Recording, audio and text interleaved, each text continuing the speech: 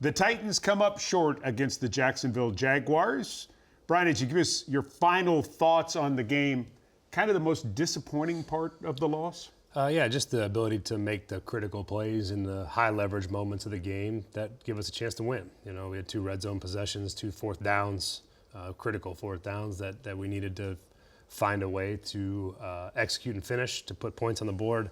That was ultimately the difference in the game. I thought there was a lot of individual performances, both players specifically and units across the team that put on really nice performances, winning performances, and we had to be at our best when our best was required in some of those high leverage spots, and we were not. And that ultimately is the difference in the game. Going to get into some individual players and individual parts of the team as we jump right into our Callahan on segment.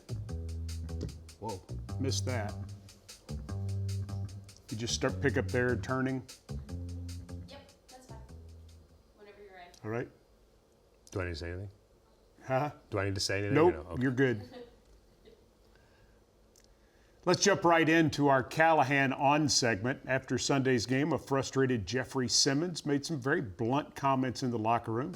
People have their own take on exactly what Big Jeff was saying. Brian, how did you interpret his comments?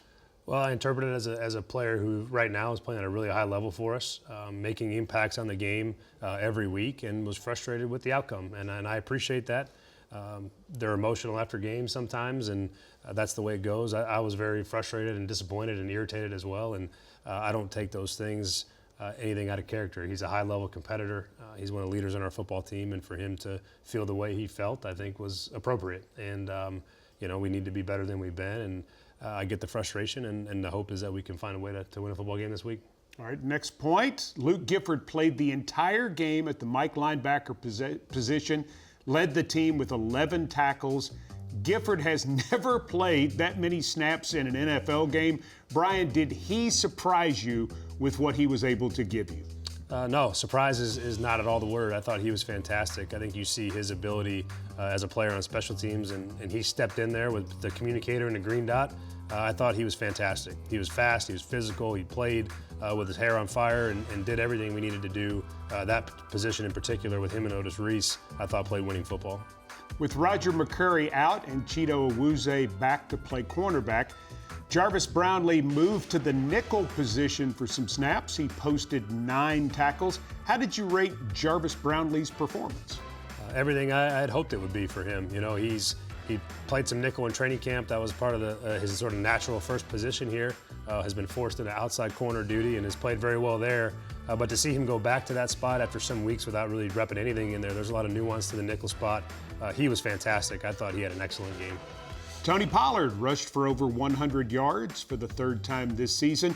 How are the Titans able to get Pollard and the run game going once again?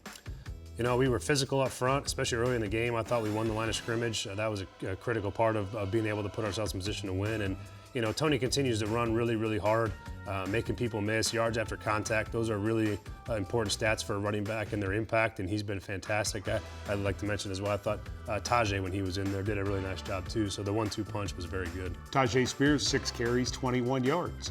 After some success in the second quarter, Will Levis and the passing game never got into a groove in the second half.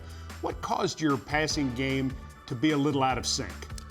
You know, I think the protection part on 2 or 3 of those third downs didn't allow us to get the ball off the way we wanted to.